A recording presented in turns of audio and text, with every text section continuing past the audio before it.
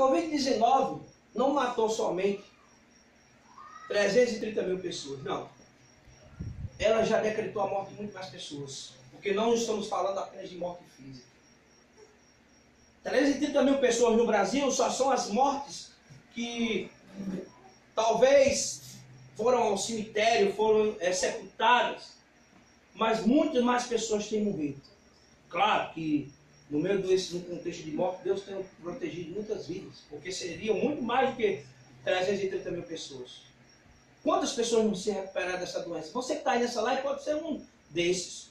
Essa semana eu vi uma reportagem de uma velhinha de 110 anos que conseguiu se recuperar. Então, diante de uma mazela dessa, de uma doença terrível, muitas pessoas se recuperam. Mas, o que é que eu estou querendo dizer? Que não são apenas 330 mil mortes no Brasil. No mundo isso é muito maior. Sabe por quê? Porque os efeitos dessa doença terrível têm atingido famílias, igrejas, pessoas, empresa, mãe de família, pai de família. Os efeitos dessa doença, os efeitos morais, os efeitos para um pai de família que não tem condição de pagar a conta no final do mês, porque não teve como adquirir o dinheiro, ou ter que se envergonhar perante tudo do cartão de crédito que não pôde pagar. Isso é morte, irmãos. Vivemos um cenário de morte. Quantas empresas não fecharam, matando o sonho de muitas pessoas que lutavam para sobreviver? Daqueles que tinham emprego garantido e que o patrão foi obrigado a demiti-los. Quantos sonhos foram cessados, foram mortos? Então a Covid-19 decretou a morte não somente física, mas a morte de sonhos. Destruiu a esperança. Trouxe enfermidades mentais. Desestabilizou emocionalmente muitas pessoas que agora não viviam nenhum tipo de ansiedade, que passaram a ter ansiedade, crises de ansiedade. Outros passaram a viver na ociosidade, perderam suas perspectivas, seus direcionamentos. Então, a Covid veio para matar muita gente. Estamos falando desse contexto terrível. Quantos casamentos não foram desfeitos? Foram mais, por isso que eu digo que foram mais de 330 mil pessoas no Brasil. Esse número pode ser multiplicado, duplicado, muito mais. Casamentos desfeitos, divórcios, filhos que passaram a sofrer com a separação dos pais, que morreram por dentro, famílias que morreram praticamente, que deixaram de existir. Então a morte foi muito mais. Muito mais do que a morte de um ente querido que se foi, é a morte de familiares que têm que conviver com a dor da perda, passando a viver sem esperança, também tomando remédio para dormir, para relaxar. É desesperador. Quantos vídeos na internet a gente não assiste, pessoas chorando, desesperadas. Eu tenho uma pessoa próxima a mim, a diretora da escola onde eu trabalho, que perdeu a irmã essa semana. Ela mandou um áudio desesperador no grupo da escola, dizendo que não sabia o que fazer, já tinha feito de tudo, mas tinha perdido a esperança, tinha perdido a fé. Eu fico pensando quão triste, quão horrendo é a dor da perda. Eles estão dilacerados pela dor, pelo sofrimento, estão mortos. A morte tem rondado, tem cercado esse mundo. Está às portas de famílias, portas de empresas.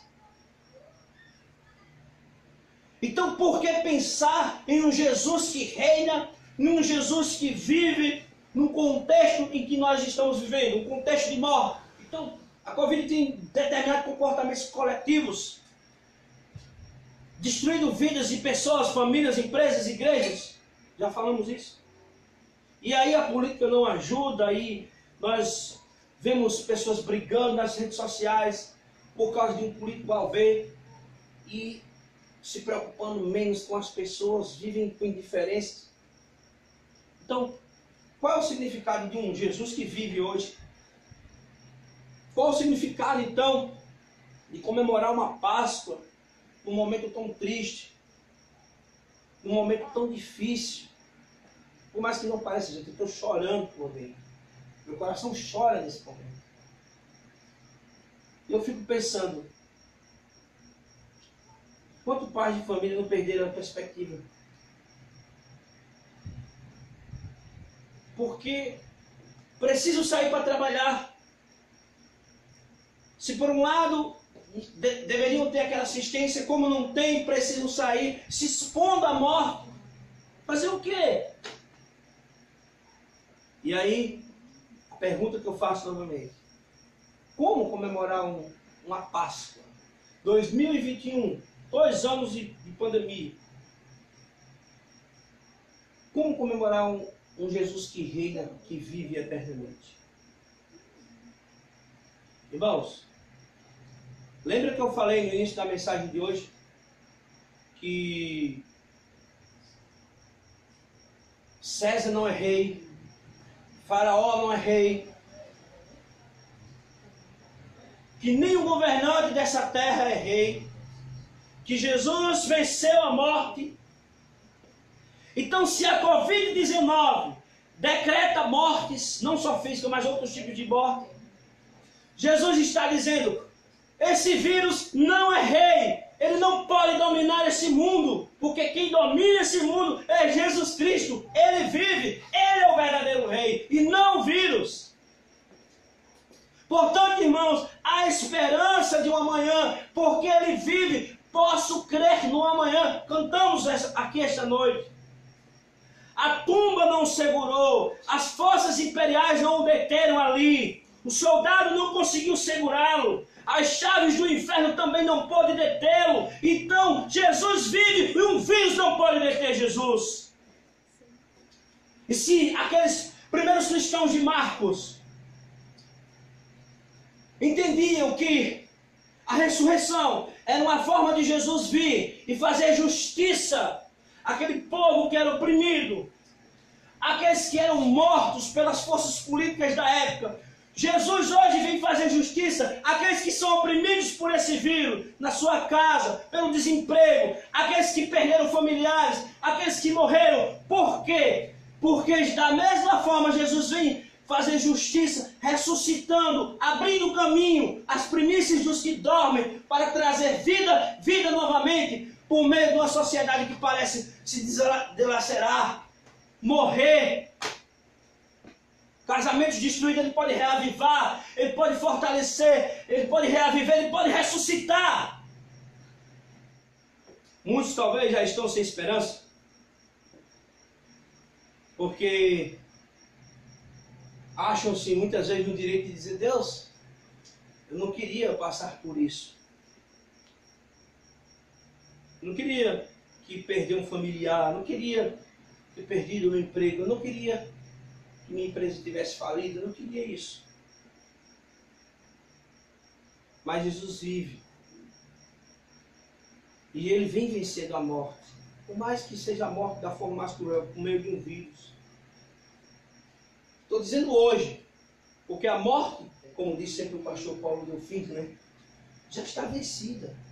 A ressurreição não vai acontecer no futuro, a ressurreição já é. Então isso é um fato consumado e efetivado. Mas, enquanto não chega esse último dia, existem outros tipos de mortes que precisamos enfrentar. Mas, se Jesus vai vencer o último inimigo, que é a morte, na ressurreição no último dia, ele também vence esse inimigo hoje. O que eu estou querendo dizer é que você precisa ter fé e esperança. Você que talvez esteja morto aí, sem mais fé, você já morreu nos seus sonhos, você não tem mais horizonte, você não tem mais perspectiva, você que já entregou os pontos, você que talvez tenha esperado a morte, não faça isso, não, porque Jesus está vivo, e ele vivo, enquanto há fogo a esperança, aquele que tem fogo louva é o Senhor, e portanto, ele quer reinar na sua vida. Não decrete morte sobre você mesmo.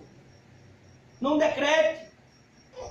Permita que Deus entre no seu coração. Inaugure o reino dele no seu coração. Que ele inicie o seu reino hoje.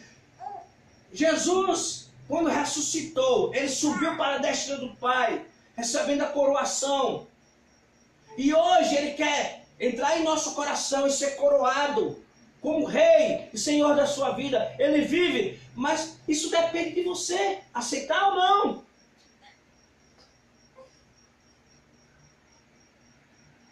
Pois a vitória de Cristo vem sobre aqueles, principalmente, que podem matar o corpo. Muitos vão morrer, 330 mil no Brasil. O vírus pode matar o corpo, mas não pode matar a alma, os sonhos, os sentimentos, as suas esperanças, a sua fé. Não pode. Num cenário, irmãos, em que um pequeno vírus tem matado muita gente, num cenário em que o descaso, o abandono dos governantes, a indiferença das pessoas, a falta de empatia, só reforça,